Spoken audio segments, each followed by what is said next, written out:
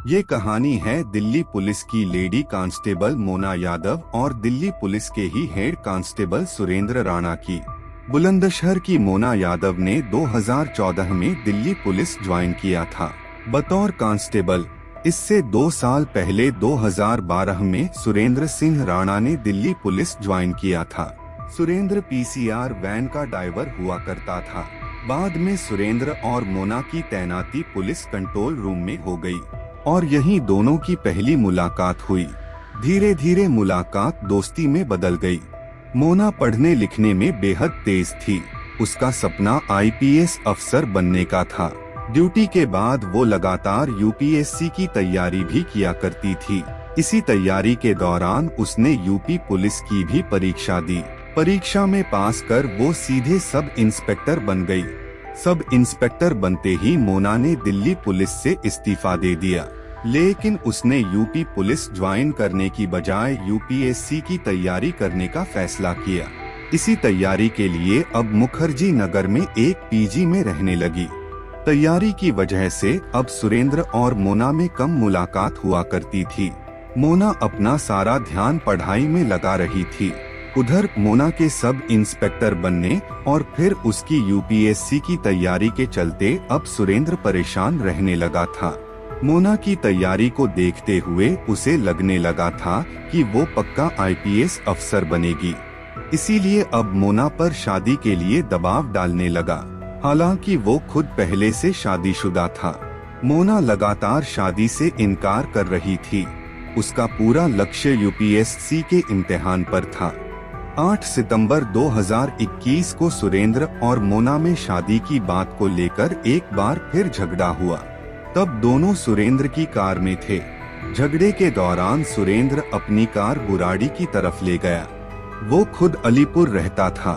बुराड़ी में पुश्ते के करीब एक सुनसान जगह पर गाड़ी रोककर उसने गुस्से में मोना का गला दबा दिया। कार में ही मोना की मौत हो गई। कत्ल के बाद उसने उसी पुश्ता इलाके की इसी गंदे नाले में मोना की लाश डाल दी। तब इस नाले में इतना पानी नहीं था। उसने लाश डालने के बाद उस पर मिट्टी डाली और फिर वजनी पत्थर रख दिए। मगर इससे पहले वो मोना के मोबाइल, उसका आधार कार्ड, उसका एटीएम सब कुछ अपने पास रख लिया। इधर वारदात के कई दिनों बाद तक जब घर वालों की मोना से बात नहीं हुई तो उन्होंने मोना को ढूंढना शुरू किया। हेड कांस्टेबल सुरेंद्र कई बार मोना के घर भी जा चुका था, इसलिए उसके घर वाले उसे जानते थे। ऊपर से वो पुलिस वाला था, तो मोना के घर वालों ने सुरेंद्र से ही मोना को ढूंढने की गुजारिश की। इसके बाद खुद सुरेंद्र मोना के घर वालों के साथ मुखर्जी नगर थाने गया। वहां उसने मोना की गुमशुदगी की रिपोर्ट लिखाई। इतना ही नहीं, घर वालों को यकीन दिलाने के लिए वो दिल्ली पुलिस के आला अफसरों के पास भी मोना के घर वालों को लेकर गया, लेकिन मोना का कोई पता नहीं चल रहा था। फिर एक रोज अचानक सुरेंद्र ने मोना के घर वालों को बताया कि वो किसी अरविंद नाम के लड़के के साथ चली गई है। शायद दोनों ने शादी भी कर ली है। मोना के घर वालों को यकीन दिलाने के लिए सुरेंद्र कई बार दूसरे नंबर से मोना के घर फोन करता, पर फोन पर आवाज मोना की होती। वो कहती, मैं ठीक हूँ, परेशान ना हो। घर वाले बेफिक्र हो जाते।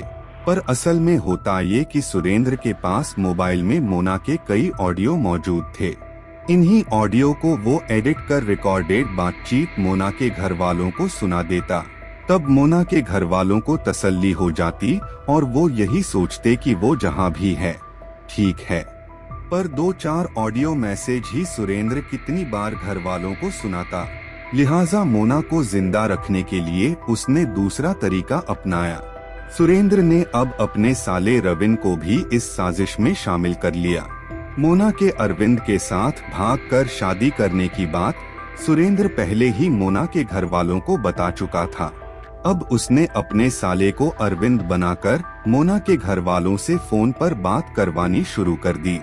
फर्जी अरविंद हमेशा फोन पर मोना के घर वालों को यही कहता कि दोनों ने शादी कर ली है, लेकिन उसके घर वाले उसे धमकी दे रहे हैं, इसीलिए वो अलग अलग शहरों में भटक रहा है। लेकिन जब घर वाले मोना से बात कराने की बात कहते तो वो कहता कि अभी वो डरी हुई है, बाद में बात करेगी। ये सिलसिला भी काफी दिनों तक चला, लेकिन सुरेंद्र दिल्ली पुलिस में था। पुलिसिया दिमाग को वो अच्छे से जानता था। उसे लगा कि इस फर्जी अरविंद वाली कहानी से भी बहुत दिनों तक मोना के घर वालों को बेवकूफ नहीं बनाया जा सकता। 2021 से 22 में देश कोरोना से जूझ रहा था। लोगों ने एक दूसरे से दूरी बना रखी थी। इस दूरी का फायदा भी सुरेंद्र ने उठाया। मोना के जिंदा होने का यकीन दिलाने के लिए सुरेंद्र ने अब एक नया पैंतरा अपनाया। मोना के आधार कार्ड पर किसी और लड़की को ले जाकर उसने कोरोना का वैक्सीन लगवा दिया। इस वैक्सीन के सर्टिफिकेट को भी उसने मोना के घर भिजवा दिया। सर्टिफिकेट पर साल और महीना दर्ज था। घर वालों को लगा कि चलो बेशक मोना गुम है लेकिन जिंदा है। लेकिन सुरेंद्र का पुलिसिया दिमाग अब भी काम कर रहा था। उसे मालूम था कि हर थोड़े दिनों में मोना के जिंदा होने का सबूत घर वालों को देते रहना जरूरी है। इसके लिए भी उसने एक नया तरीका अपनाया। मोना का आधार कार्ड पहले से ही उसके पास था। 2021 से 22 में कोरोना का कहर जारी था। 2 गज की दूरी और मास्क जरूरी था। सुरेंद्र ने इस मास्क का भी फायदा उठाया। उत्तराखंड, हरियाणा, पंजाब के कई होटलों में उसने अलग अलग कॉल गर्ल को रुकने के लिए भेजा। होटल में एंट्री के लिए आईडी कार्ड के तौर पर हर जगह उन लड़कियों ने मोना का आधार कार्ड ही दिया। अलग अलग होटलों में मोना के नाम पर दूसरी लड़कियों को ठहराने के बाद सुरेंद्र खुद इस बात की जानकारी मोना के घर वालों को देता। वो बताता कि उसके मुखबिरों के पता चला है कि मोना इन शहरों के होटलों में रुकी थी। फिर वो मोना के घर वालों को लेकर खुद भी उन होटलों में जाता। वहाँ रजिस्टर चेक करता, नाम और आधार कार्ड चेक करता।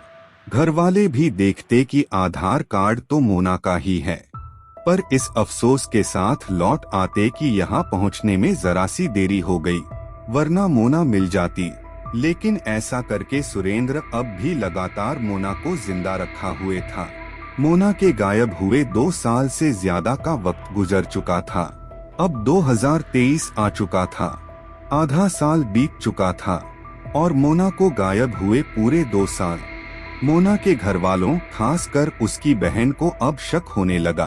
उसे लगा कि अगर उसने अपनी मर्जी से भागकर शादी भी कर ली तो अब तो 2 साल हो गए, सब कुछ सेटल हो गया होगा, फिर वो क्यों सामने नहीं आ रही है।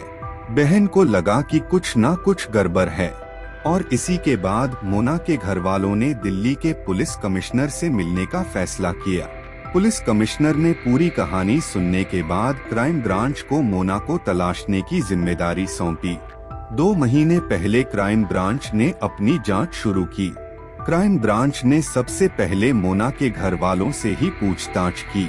तब पता चला कि मोना की गुमशुदगी के बाद कई बार अलग अलग नंबरों से अरविंद नाम के एक शख्स का फोन आता था और वो ये बताता था कि उसने मोना से शादी कर ली है और दोनों ठीक हैं। पुलिस ने अब उन नंबरों को खंगालने का फैसला किया। जांच के दौरान पता चला कि जिन नंबरों से कॉल किए गए थे वो सभी सिम फर्जी आईडी कार्ड पर लिए गए थे।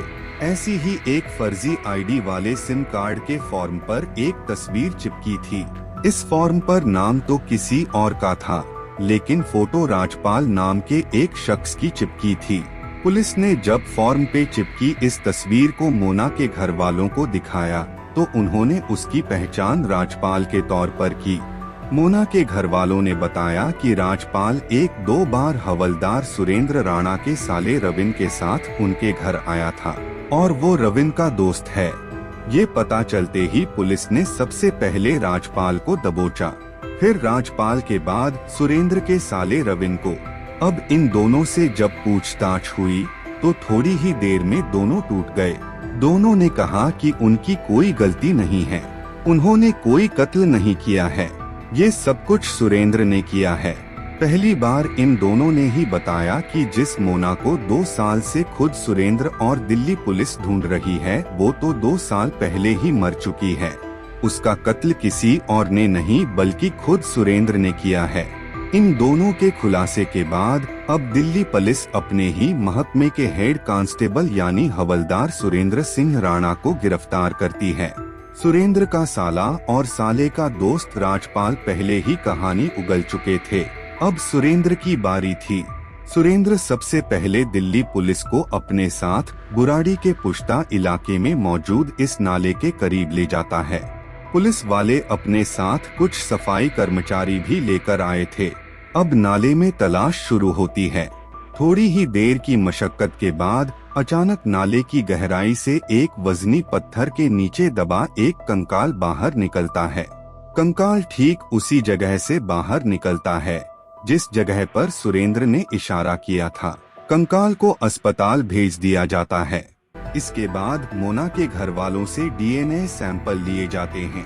अब नाले से बरामद कंकाल और मोना के घर वालों के डीएनए सैंपल की जांच होनी है और ये जांच ये साफ कर देगी कि नाले से बरामद कंकाल मोना की ही है।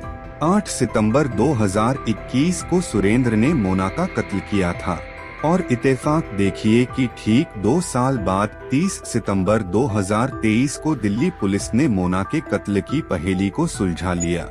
हालांकि मोना का कत्ल बेशक 8 सितंबर 2021 को हुआ था, लेकिन उसकी गुमशुदगी की रिपोर्ट 20 अक्टूबर 2021 को मुखर्जी नगर पुलिस स्टेशन में लिखाई गई थी।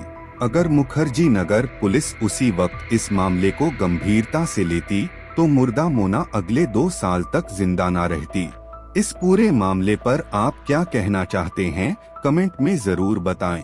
हमारी मेहनत को देखते हुए इस वीडियो पर एक लाइक जरूर करें। इस तरीके का रियल क्राइम स्टोरी के बारे में आगे भी जानने के लिए हमारे चैनल को सब्सक्राइब करें और बेल आइकन को ऑल पर दबाएं।